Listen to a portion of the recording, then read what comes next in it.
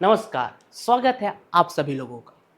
तो हम लोग बायोलॉजिकल क्लासिफिकेशन का आज पार्ट 2 है। पार्ट 1 में हम लोगों ने एरिस्टोटल क्लासिफिकेशन देखा, 2 किंगडम क्लासिफिकेशन देखे, उसके कुछ डिमेरिट्स देखे, 3 और 4 किंगडम के बारे में हल्का बहुत देखा और फिर हमने 5 किंगडम क्लासिफिकेशन का बेसिस और फिर हमने किंगडम मोनेरा के बारे में पढ़ा। तो आज हमने पार्ट 2 में क्या पढ़ना है, किंगडम प्रोटिस्टा के बारे में। बेसिकली किंगडम प्रोटिस्टा में हमें क्राइसोफाइट्स, डाइडोफ्लेजलेट्स, यूग्लोनाइट्स, स्लाइम मोल्ड्स, प्रोटोजोअन्स ये सब देखने हैं। लेकिन पार्ट 1 में माइकोप्लाज्मा रह गया था, तो उसको पहले निपटा लेते हैं, फिर अपन पार्ट 2 बढ़ते हैं आगे। तो जो माइकोप्लाज्मा है, एनसीईआरटी 3 ही 4 लाइन लिखती है, उसी को देख लेते हैं। Smallest living cell known, smallest living cell known can live without oxygen, oxygen के बिना ये रह लेते हैं। ठीक है, लिखते रहेंगे साथ साथ में, आज लिखने वाला कंटेंट हमारा ज़्यादा है। फिर लैक सेल वॉल, इनके पास सेल वॉल नहीं होता है। Pathogenic in plant and animals, plants and animals. तो प्लांट्स और एनिमल्स में ये पैथोजेनिक होते हैं। यही 4 पॉइंट है, smallest living cell known can live without oxygen, lack cell wall, pathogenic in plants and animals. ठीक है, लिख लिया, रोक के लिख लो। अब स्टार्ट करते हैं अपन किंगडम प्रोटिस्टा।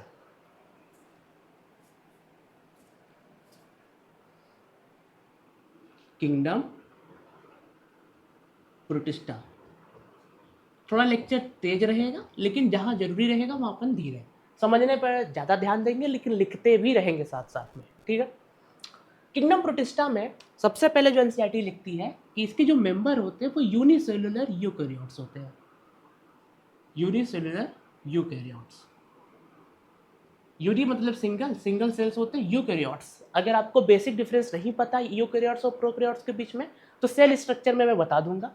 फिलहाल अगर यहाँ बात आई रही है तो थोड़ा बहुत लिख लेते हैं कि इनके पास वेल डिफाइंड न्यूक्लियस होता है, वेल डिफाइंड न्यूक्लियस होता है और मेम्ब्रेन बाउंड ऑर्गेनल्स प्रेजेंट होते हैं। मेम्ब्रेन बाउंड ऑर्गेनल्स प्रेजेंट होते हैं। अब इतना समझो, फिर अपन सेल स्ट्रक्चर में समझेंगे इसको। ठीक है, अगला प्रॉपर्टी,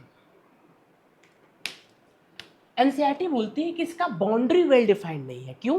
क्योंकि अगर इसके मेंबर की बात करें तो किसी बायोलॉजिस्ट को फोटोसिंथेटिक प्रोटिस्ट लग सकते हैं, तो उसी वही चीज किसी और बायोलॉजिस्ट को प्लांट लग सकते हैं। इस वजह से एनसीईआरटी लिखती है कि boundaries are not well defined, boundaries are not well defined, इसकी बाउंड्री वेल डिफाइंड नहीं है। वजह एनसीईआरटी में लिखा है, मैं बता भी दिया। ठीक है, इसके जो मेंबर होते हैं वो प्राइमरीली एक्वेटिक होते हैं, प्राइमरीली एक्वेटिक होते हैं। सम हैव सीलिया और फ्लैजेला, मतलब किसी मेंबर के पास सीलिया और फ्लैजेला का भी प्रेजेंस देखने को मिलता है। अच्छा, ये सीलिया और फ्लैजेला का काम क्या होता है? मोटिलिटी में काम आता है, मूवमेंट में काम आता है। ठीक है, अगर और ये कनेक्टिंग लिंक बनाते हैं, they form connecting link between किसके बीच में?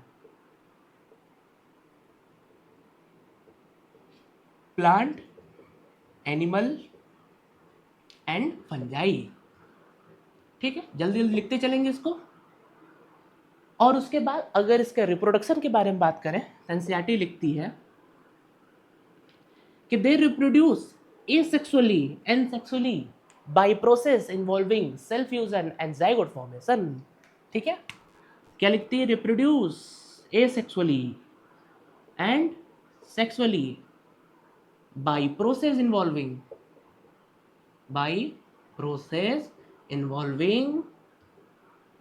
Cell fusion and zygote formation.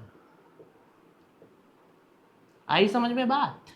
तो ये दो बातें हैं जो एनसीईआरटी लिखती है। ये किंगडम प्रोटिस्टा का इंट्रोडक्शन था। क्या था फिर सुन लो। यूनिसेलुलर यूकैरियोट्स होते हैं, यूकैरियोट्स में well defined nucleus, membrane bound organelles और भी चीजें, बट ये है बाउंड्रीज इनकी वेल डिफाइंड नहीं है। वजह बताया, प्राइमरीली ये एक्वेटिक होते हैं, किसी के पास सीलिया और फ्लैजेला का भी प्रेजेंस देखने को मिलता है, तो वो मोटिलिटी का रोल करेंगी। ये कनेक्टिंग लिंक होते हैं प्लांट, एनिमल और फंजाई के बीच में। रिप्रोडक्शन एसेक्सुअली और sexually by process involving cell fusion और जाइगोट फॉर्मेशन के थ्रू। जल्दी से लिखेंगे फिर स्टार्ट करेंगे। क्राइसोफाइट्स लिख लिया। अब स्टार्ट करते हैं हम लोग chrysophytes. Chrysophytes dinoflagellates, euglenoids, slime moulds, protozoa इतना पढ़ना है ना। तो सबसे पहले क्राइसोफाइट्स देखते हैं, ठीक है। तो एनसीईआरटी सबसे पहले इनके एग्जांपल देती है, तो हम भी पहले एग्जांपल से स्टार्ट करेंगे। डेस्मिड्स और डायटम्स। डेस्मिड्स को अपन कहते हैं गोल्डन एल्गी। क्या कहते हैं? Golden algae. और इतना ही जानना है बस, डेस्मिड्स के बारे में इतना ही जानना है। कुछ डायटम्स की प्रॉपर्टीज अभी पढ़ेंगे हम लोग। उससे पहले क्राइसोफाइट्स की कुछ जनरल प्रॉपर्टीज पढ़ें। तो ये मरीन और फ्रेश वाटर दोनों में पाए जा सकते हैं। फ्रेश वाटर ऑब्लिक मरीन, ये दोनों में दिखने को मिलते हैं। उसके बाद ये इंपॉर्टेंट लाइन में बता रहा हूं, they are microscopic and float passively in water current. क्या बोला? दे आर माइक्रोस्कोपिक। माइक्रोस्कोपिक मतलब क्या जानते हो? मतलब कि बहुत छोटे होते हैं। And float passively in water current. तो ये जो प्रॉपर्टीज आप देख रहे हो ना, ये जो प्रॉपर्टी देख रहे हो float passively in water current, इसे हम लोग बोलते हैं प्लैंकटन। क्या बोलते हैं? प्लैंकटन। ठीक है, एनसीईआरटी में लिखा हुआ है। और बातें क्या है जो इससे रिलेटेड इंपॉर्टेंट है कि सम आर फोटोसिंथेटिक। इसके कुछ मेंबर्स जो हैं वो फोटोसिंथेटिक हैं। जैसे कि एग्जांपल में आपका ऊपर दिया हुआ है डायटम्स। डायटम्स, और जानते हो diatoms are chief producer in ocean. ये जो होते हैं chief producer in ocean. Ocean में ये चीफ प्रोड्यूसर होता है डायटम्स, क्योंकि ये फोटोसिंथेटिक होते हैं। ठीक है, ये बातें हो गई क्राइसोफाइट से रिलेटेड। अभी खत्म नहीं हुआ, अब स्टार्ट करते हैं डायटम्स। ठीक है, तो जब डायटम्स के बारे में समझते हैं हम लोग, इसको जल्दी से लिख लो पहले। अच्छा लिख लिया? इधर आओ। तो जब डायटम्स के बारे में समझते हैं तो एनसीईआरटी सबसे पहले इसके सेल वॉल के बारे में बताती है। वो क्या बोलती है कि जो इनका सेल वॉल रहता है वो दो थिन ओवरलैपिंग सेल से बना होता है, जिसके अंदर सिलिका का डिपोजिशन रहता है और आपस में फिट कैसे रहते हैं? सोप बॉक्स की तरह। क्या कैसे लिखता है cell wall?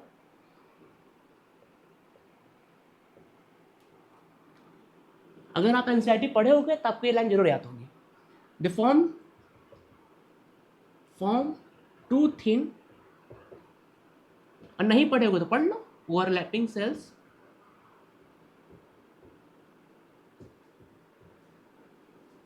they form two thin overlapping cells embedded by silica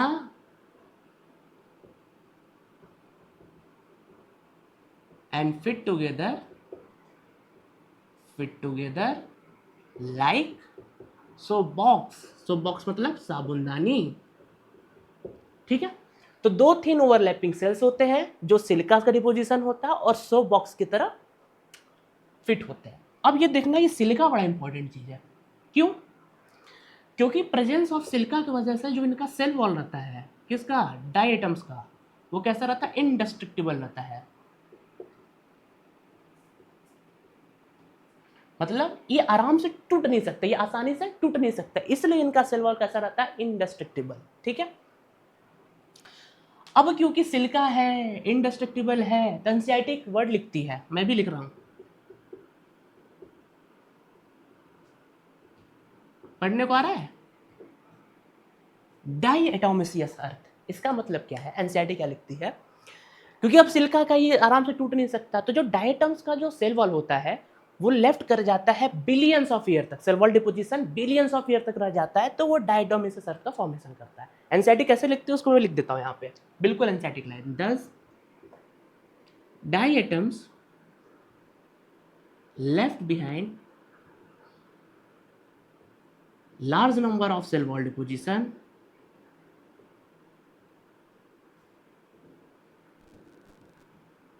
over billions of years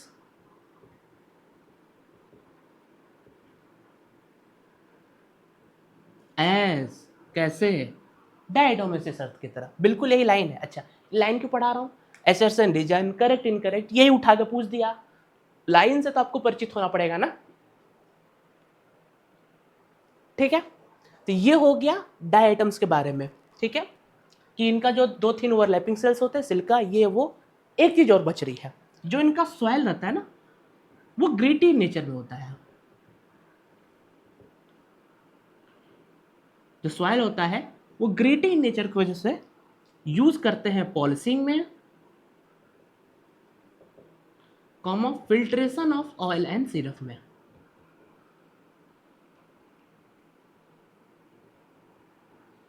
ठीक है, पॉलिशिंग में और ऑयल और फिल्ट्रेशन के सिरप में, ठीक है। फिल्ट्रेशन ऑफ ऑयल सिरप के फिल्ट्रेशन में, अगर नहीं दिख रहा देख लो, filtration of oil and syrup, filtration of oil and syrup, ये लिखा है यहाँ पे, ठीक है। ये समझ में आ गया आपको हिसाब किताब इसका।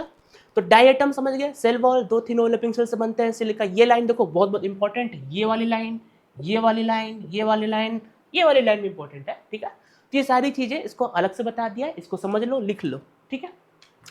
फिर अब स्टार्ट करते हैं हम लोग डायनोफ्लेजिलेट्स, क्योंकि समय की पाबंदी है मेरे पास, तो डायनोफ्लेजिलेट्स स्टार्ट करना पड़ेगा।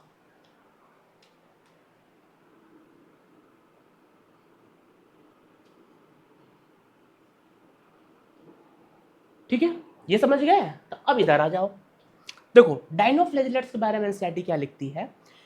सबसे पहले ये मरीन एनवायरनमेंट में पाए जाते हैं।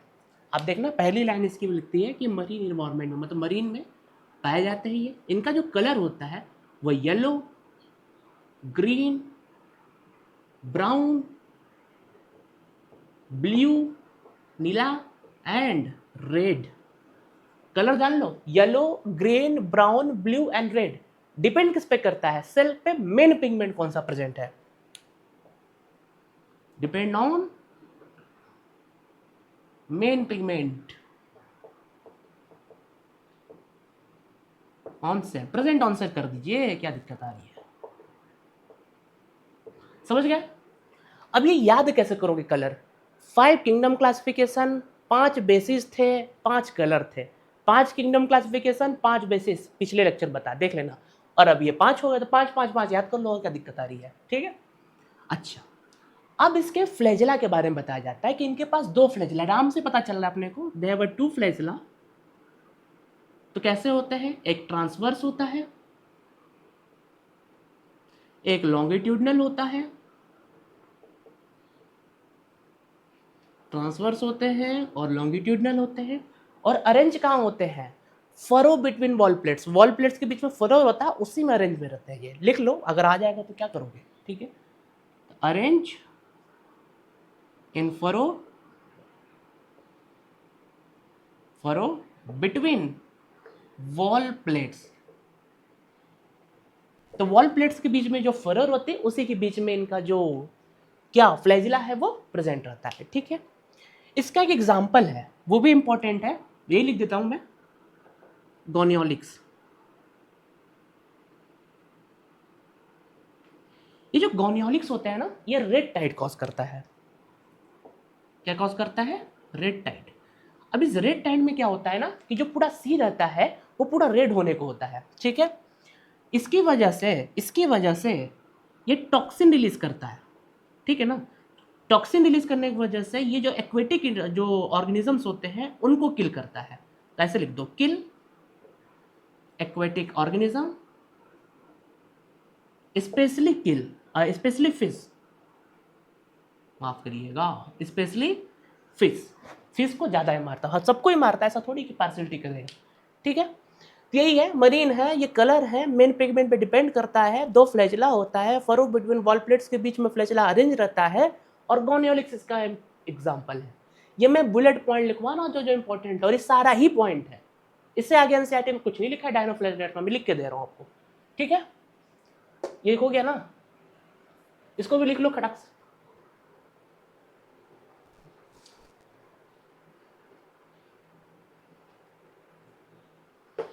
लिख लिया इसको, चलो अब स्टार्ट करते हैं हम लोग यूग्लिना।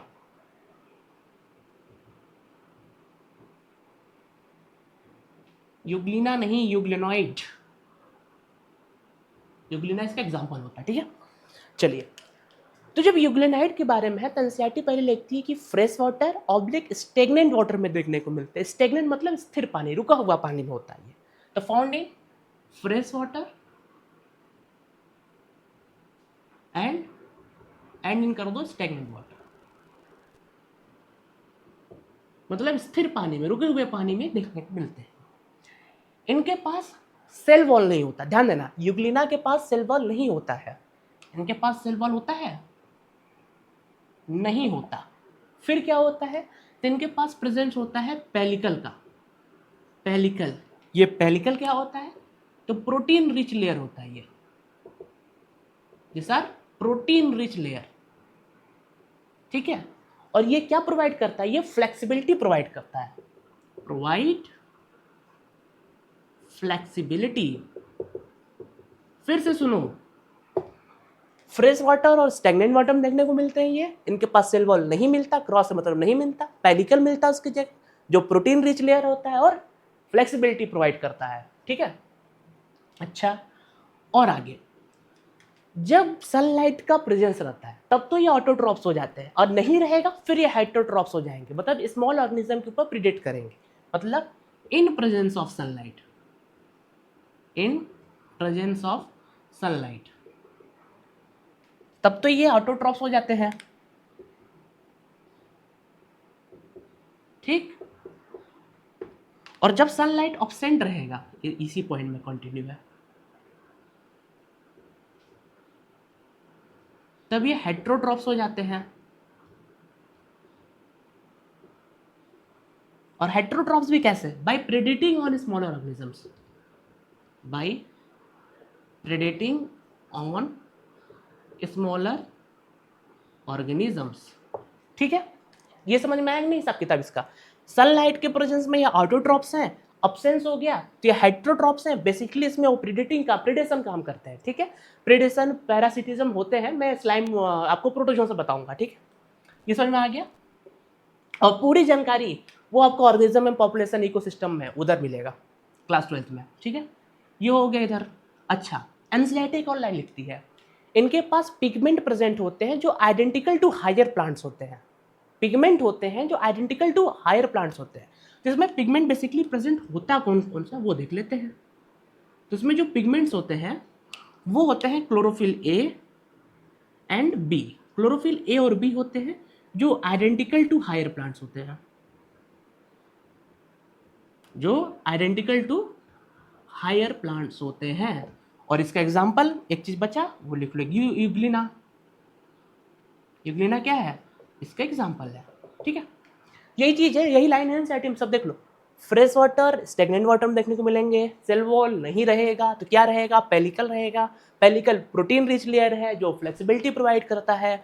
सनलाइट के प्रेजेंस में ऑटोट्रॉप्स है, नहीं है तो प्रेडेटर बन जाते हैं, हेटेरोट्रॉप्स बन जाएंगे। और पिगमेंट इसमें क्लोरोफिल ए और बी होता है। क्लोरोफिल ए और बी का नाम नहीं दिया एनसीईआरटी में, मैं बता रहा हूँ, जो हायर प्लांट्स आइडेंटिकल होता है। और इसका एग्जाम्पल यूग्लिना, ठीक। ये था यूग्लिनाइड के बारे में सब कुछ, लिख लीजिए इसके बारे में, ये मैं मिटा दे रहा हूं।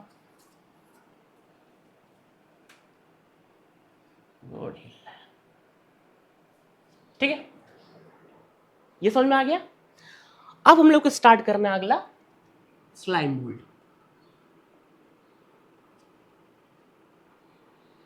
ये जो स्लाइम मोल्ड है ना, ये डिकम्पोजर्स होते हैं, सेप्रोट्रॉप्स होते हैं, ठीक है। तो basically they are saprotrophs.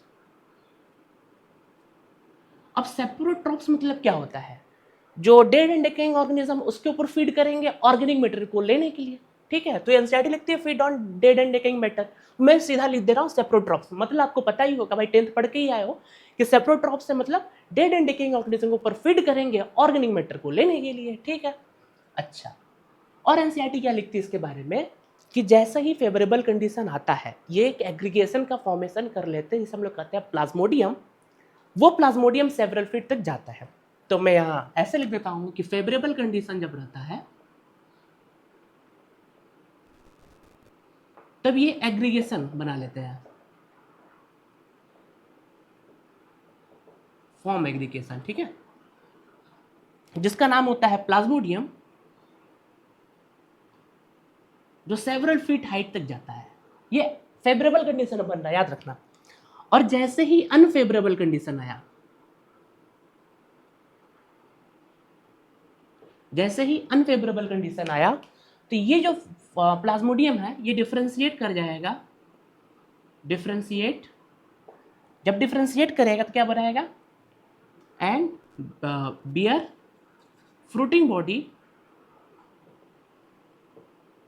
which develop spore, which develop spore at its tip, उसके टिप पे स्पोर बियर करेगा। क्या देखो, फेवरेबल कंडीशन में एग्रीगेशन बना क्या, प्लाज्मोडियम, फिर जैसे अनफेवरेबल कंडीशन है ये भाई साहब डिफरेंशिएट किए, फ्रूटिंग बॉडी का फॉर्मेशन किए, जो अपने टिप पे स्पोर बियर करेगा। ये लिख लो अच्छे से, स्पोर बियर करेगा। अब इस स्पोर के बारे में भी एनसीईआरटी कहानी लिखती है, जो हम लोग यहां लिखेंगे,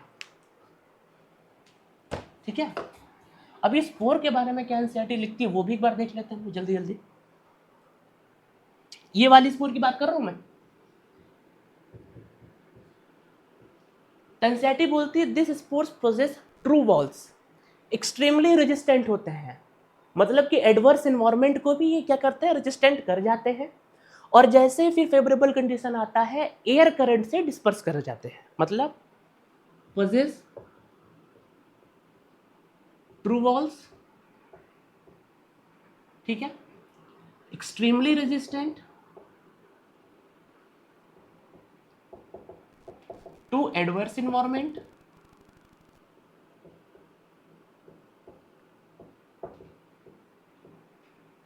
एडवर्स इन्वायरमेंट से पूरी तरीके से रेजिस्टेंट हो जाते हैं।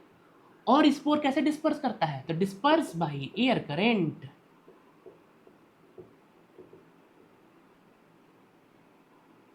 ये स्पोर के बारे में कहानी, ये जो अनफेवरेबल कंडीशन में जो फ्रूटिंग बॉडी स्पोर बियर कर रहा था उसकी कहानी है, ठीक है। तो स्लाइम मोल्ड में क्या है, सेप्रोट्रॉप्स है, फेवरेबल कंडीशन में एग्रीगेशन बनाएगा प्लाज्मोडियम जो सेवरल फीट तक जाता है, अनफेवरेबल कंडीशन में ही प्लाज्मोडियम डिफरेंशिएट करेगा, फ्रूटिंग बॉडी बियर करेगा जो टिप पे स्पोर को बियर करेगा, ठीक। उसके बाद अब ये जो स्पोर ये ट्रू वॉल्स को पोजेस करते हैं, एक्सट्रीमली रेजिस्टेंट होते हैं एडवर्स इन्वायरमेंट से, और एयर करंट से ये डिस्पर्स कर जाते हैं। तेज तो नहीं हो रहा, तेज भी कि मैं 3-4 बार तो समझा रहा हूँ उस चीज को, ठीक। तो ये पहले होगी, ये चलते हैं, लिखते रहना रोक रोक के वीडियो, क्योंकि समय की पाबंदी है मेरे पास, आपके पास भी, ठीक है। चलो अब हमारा जो बचा वो लास्ट प्रोटोजोअन्स, क्या बचा, प्रोटोजोअन्स, समझना। अब इसके कुछ और पार्ट्स जैसे एमोबाइड है, फ्लैजिलेटेड है, सिलिएटेड है और स्पोरोजोअन्स है। तो सबसे पहले प्रोटोजोअन्स के बारे में बताया जाता है कि ये प्योरली हेटेरोट्रॉप्स होते हैं। ये क्या होते हैं, प्योरली हेटेरोट्रॉप्स होते हैं। अब हेटेरोट्रॉप्स हैं तो ये प्रेडेटर या पैरासाइट की तरह रहते हैं। कैसे रहते हैं, प्रेडेटर या पैरासाइट की तरह। अभी यूग्लिनॉइड में भी प्रेडेटर का नाम आया था, एक्चुअली प्रेडेटर पैरासाइट जब ऑर्गेनिज्म में पॉपुलेशन पढ़ाऊंगा तब वहाँ मैं क्लियर कराऊंगा। फिर भी एक्चुअली इसमें जो बेसिक डिफरेंस हो तो मैं यहाँ बता दूँ, अगर नाम आया है तो। प्रेडेटर जो होते हैं ना, अपने जो होस्ट होते हैं जिसके ऊपर फीड करते हैं उसको पूरी तरीके से मार देते हैं, और ये जो भाई साहब होते हैं पैरासाइट, ये होस्ट के अंदर भी जा सकते हैं, और दूसरा जरूरी नहीं है कि अपने होस्ट को ये मारी दे। जैसे पैरासाइट का सबसे अच्छा एग्जांपल जो टिक होते हैं हमारे पे, जुआ जो होते हैं, ठीक है, जो बाल पे होते हैं, वो क्या है, पैरासाइट ही तो है। इंडो पैरासाइट, एक्टो पैरासाइट होते हैं ऐसे, इंडो मतलब अंदर, एक्टो मतलब बाहर, ये हमारा कंसर्न नहीं फिलहाल। ये हेटेरोट्रॉप्स होते हैं और प्रेडेटर और पैरासाइट की तरह रहते हैं। एनसीईआरटी एक लाइन और लिखती है कि they are considered to be primitive relative of animal, they are considered to be primitive relative of animal. ये देखे होगे आप, प्रिमिटिव रिलेटिव्स ऑफ एनिमल। क्यों ऐसा क्यों कहा जा रहा है, देखो ऐसी बात है ना, इसमें भी जो बॉडी लेवल ऑफ ऑर्गेनाइजेशन होता है वो सेलुलर होता है, प्रोटोजोन्स में भी, ठीक। सेल वॉल नहीं होता है इनके पास, और एनिमल्स के पास भी सेल वॉल नहीं होता है, सेलुलर लेवल का ऑर्गेनाइजेशन होता है, और ये हेटेरोट्रॉप्स होते हैं, और एनिमल्स भी हेटेरोट्रॉप्स होते हैं। तो इन सब सिमिलरिटीज की वजह से ऐसा कहा जाता है कि they are considered to be primitive relative of animals. NCERT में लाइन है, इसको समझ लेना, ठीक है। अब हम लोग सबसे पहले स्टार्ट करेंगे एमोबॉइड प्रोटोजोन्स के बारे में।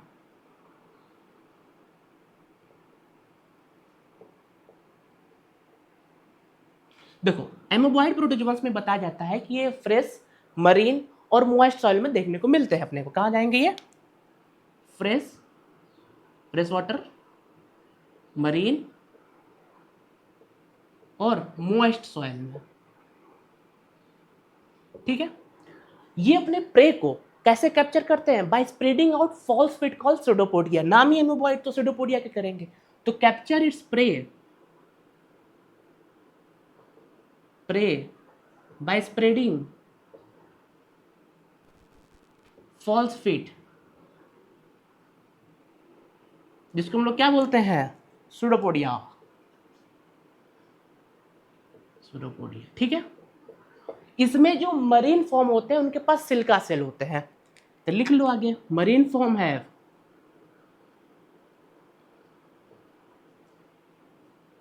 सिल्का सेल। ठीक है, इसका एग्जाम्पल इंपॉर्टेंट है, वो है एंटमीबा। पूरा नाम मैं बताऊं तो एंटमीबा हिस्टोलिटिका। एंटीमीबा हिस्टोलिटिका जो है तो जीनस है, एंटीमीबा हिस्टोलिटिका पूरा है। जब आप ह्यूमन हेल्थ एंड डिजीज पढ़ोगे उसमें लिखा हुआ एमेबियासिस कॉज करता है, हमारे लार्ज इंटेस्टाइन को पैथोजन होता है ये एंटीमीबा हिस्टोलिटिका। तो भी एक प्रोटोजोअन है, जब पढ़ाऊंगा तो वहां बताऊंगा आपको। ठीक है, तो फिलहाल इसमें क्या याद रखना है आपने को? फ्रेश वाटर, मरीन और मॉइस्ट सॉइल में देखने को मिलेंगे। अपने प्रे को ये फॉल्स फिट सूडोपोडिया कैप्चर करेंगे इसी तरीके से। मरीन फॉर्म के पास सिल्का सेल होता है और इसका एग्जांपल एंटमीबा। ये समझ में आ गया? अच्छा, अब आते हैं इधर। दूसरा अपने को पढ़ना है फ्लैजिलेटेड। तो मैं केवल फ्लैजिलेटेड लिख दे रहा हूं, पूरा नाम है फ्लैजिलेटेड प्रोटोजोअन्स। आगे लिखा है फ्लैजिलेटेड प्रोटोजोअन्स। देखो ये तो सबसे छोटा है। देखो इसमें क्या है कि फ्लैजिलेटेड वाले के पास सीधी सी बात है फ्लैजिला का प्रेजेंस होगा, इसमें फ्लैजिला पाया जाएगा, नाम से पता चल रहा है। अगला, या तो ये जो फ्लैजिलेटेड वाले हैं, पहले ये लिख लेते। अच्छा, या तो ये फ्री लिविंग होंगे या तो ये पैरासाइट की तरह होंगे। और अगर ये भाई साहब पैरासाइट की तरह होंगे तो ये डिजीज कॉज करते हैं sleeping sickness. Cause sleeping sickness कौन कॉज करता है? ट्राइपेनोसोमा। ट्राइपेनोसोमा। ठीक है, तो ये स्लीपिंग सिकनेस पैरासिटिक फॉर्म करती है, फ्री लिविंग नहीं, पैरासिटिक फॉर्म कॉज करती है स्लीपिंग सिकनेस, ट्राइपेनोसोमा। और जो पॉइंट जो लिखवाया था या इसके नीचे लिख लो नहीं तो कंफ्यूज जाओगे, है फ्लैजिला। सिंपल हो गया बात। ठीक है, तो फ्री लिविंग पैरासाइट की तरह दिखेंगे, जो स्लीपिंग सिकनेस कॉज करेगा वो पैरासिटिक फॉर्म करेगा। एग्जांपल ट्राइपेनोसोमा, ट्राइपेनोसोमा कॉज करता है, और फ्लैजिला फ्लैजिलेटेड है तो फ्लैजिला का प्रेजेंस होता है। ठीक है, ये वाला हो गया। तो चलो इसको मिटा देते हैं, फिर हो गया 2। और स्टार्ट करेंगे आज का हमारा सेकेंड लास्ट टॉपिक। वो क्या है? फ्लैजिलेटेड हो गया तो सिलिएटेड। सिलिएटेड प्रोटोजोअन से पूरा प्रोटोजोअन से। ठीक है, देखो जब सिलिएटेड प्रोटोजोअन से तो नाम से क्लियर हो रहा है इनके पास सीलिया का प्रेजेंस होगा। हैव थाउजेंड्स ऑफ सीलिया, इनके पास क्या होता है? थाउजेंड्स ऑफ सीलिया होते हैं। ठीक है, इनके पास एक कैविटी होता है जिसे हम लोग बोलते हैं गुलेट। ठीक है, ये गुलेट क्या होता है? बेसिकली एक कैविटी होता है ये, जो outside of the cells open होता है। और एनसीईआरटी क्या लिखती है? Due to the coordinated by coordinated movement of cilia, water laden with food steered into the gullet. ठीक है, by the coordinated movement of cilia, मैं लिख देता हूं अच्छे, by coordinated movement of cilia, rows of cilia, water laden with food, ये line लिखी हुई है स्टीयर्ड इनटू गुलेट, अच्छा वाटर लेडन विद फूड का क्या मतलब समझ रहे हो? मतलब कि खाना से भरा हुआ पानी या पानी से भरा हुआ खाना क्या होता है बताओ? वाटर लेडन विद फूड, मतलब पानी विद फूड, ऐसे बात समझो। वो क्या होता है? गुलेट के अंदर जाता है। ठीक है, इसका एग्जांपल क्या हो जाएगा? पैरामीशियम। ठीक है, तो बेसिकली आपको इसमें क्या पढ़ना है? गुलेट के बारे में ज्यादा इंपॉर्टेंट है। ठीक, ये तो दोनों छोटे छोटे, सिलेटेड फ्लैजिलेटेड बहुत छोटे छोटे, इतना ही पढ़ना भी है, बहुत ज़्यादा नहीं पढ़ना इसमें। अगला हमारा जो लास्ट है वो है स्पोरोजोइट या स्पोरोजोन्स। तो स्पोरोजोन्स फोर्थ,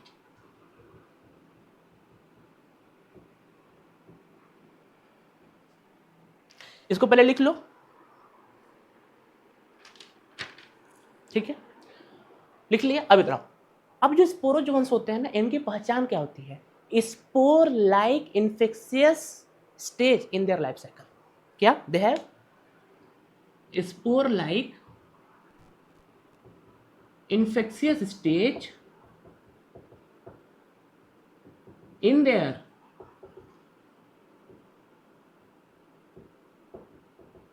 लाइफ साइकिल। थोड़ा राइटिंग को बढ़ा के कि भाई समय हो गया ना।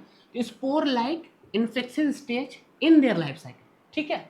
ये एनसीईआरटी में लिखा हुआ है कि इन जो स्पोरोजोन्स होते हैं सबके पास एक कैरेक्टरिस्टिक्स प्रॉपर्टीज होती है that it have spore like infectious stage in their life cycle, ठीक है, सबके पास।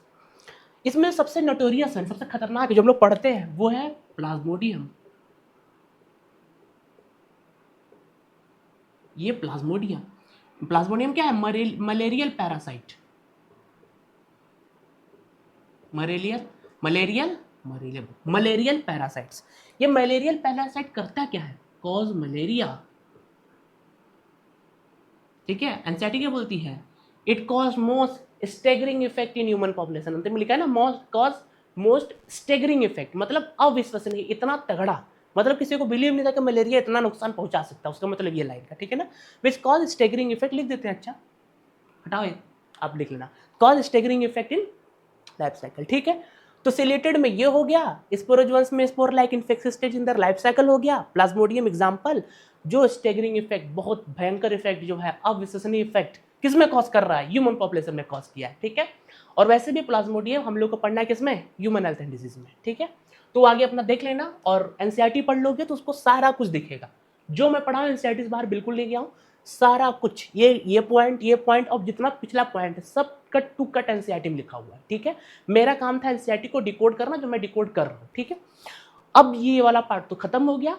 अगले वाले लेक्चर में हम लोग किंगडम फंजाई के बारे में समझेंगे, फिर उसके में अगले वाले फिर वायरस वायराइट्स, ठीक है। तो 2 लेक्चर बायोलॉजिकल क्लासिफिकेशन का और आएगा, ठीक है। तो आपको करना क्या है, ये नोट्स हो गया आपका, अब आप सीधा एनसीईआरटी पढ़ने बैठोगे, आपको सब अच्छे समझ में आएगा, आप क्वेश्चन भी सॉल्व कर लो, ठीक है। तो थैंक यू, आप लोग बने हुए हैं, थैंक यू, पढ़ते रहिए।